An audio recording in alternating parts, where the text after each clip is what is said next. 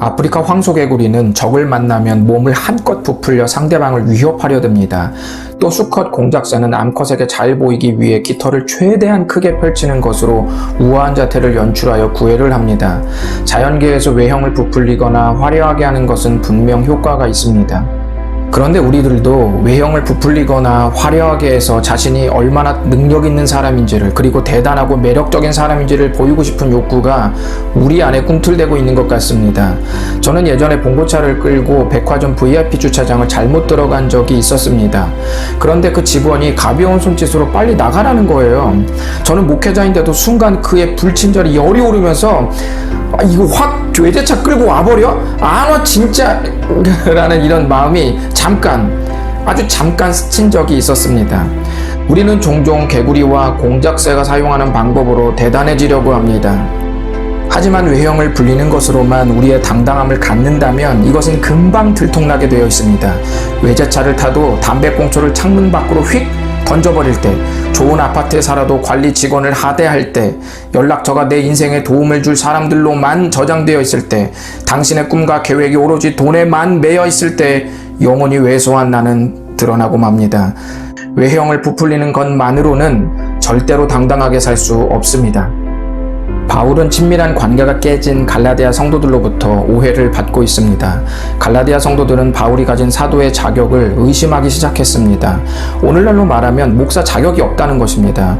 또 그가 말한 복음이 성경의 정통 해석이 아니라 사람들의 비위를 맞춘 말씀이라고 생각했습니다. 한마디로 설교가 비성경적이라는 오해와 비슷합니다. 그럼에도 불구하고 바울은 당당하고 떳떳했습니다. 10절을 보면 내가 만약 사람들의 환심을 사기 위해 당신들에게 전한 복음을 조작했다면 나는 예수님의 종이 아니요. 이런 큼지막한 불신과 오해 속에서도 그가 당당할 수 있었던 이유는 무엇이었을까요? 바울이 당당할 수 있는 근거는 외형을 부풀린 것이 아니라 예수님께서 가르쳐 주신 것을 가감없이 전하고 있는 말씀에 있었습니다. 12절은 이는 내가 사람에게서 받은 것도 아니요 배운 것도 아니요 오직 예수 그리스도의 계시로 말미암은 것이라. 바울이 가르쳤던 내용은 오늘날 성경의 말씀과 정확히 일치하고 있습니다. 떳떳함은 무작정 빠르게 내달리는 속도에서 나오는 것이 아니라 내가 걷는 길이 정확한 방향인지를 깨닫는 데서 생겨납니다. 바울은 자신이 믿고 있는 것과 자신이 말하는 것의 근원이 내 것이 아니라 하나님께서 말씀하신 것이었기에 떳떳할 수 있었습니다. 개구리의 부풀려진 몸은 다시 원상태로 돌아오게 마련입니다. 암컷 앞에서 화려하게 펼친 깃털은 때가 되면 다 접히고 빠지게 됩니다. 하지만 변함없는 성경의 진리에 내 삶을 맞춘다면 내 열악한 상태와 관계없이 우리의 삶은 거룩한 목적지까지 가게 됩니다. 예전에 고속버스를 타고 부산을 가는데 전날에 잠을 못 자서인지 가는 동안 내내 저는 잠이 들어 있었습니다. 한참을 잠든 후에 눈을 떴을 때 이미 저는 부산의 경치를 보고 있었습니다. 재미있는 사실은 제가 한 발자국도 걷지 않았는데도 말입니다. 우리가 믿는 예수님은 부활이라는 거룩의 종착역에 이미 도달하신 분입니다. 예수님을 믿으면 그 이름이 가는 대로 나의 인생도 움직이게 됩니다.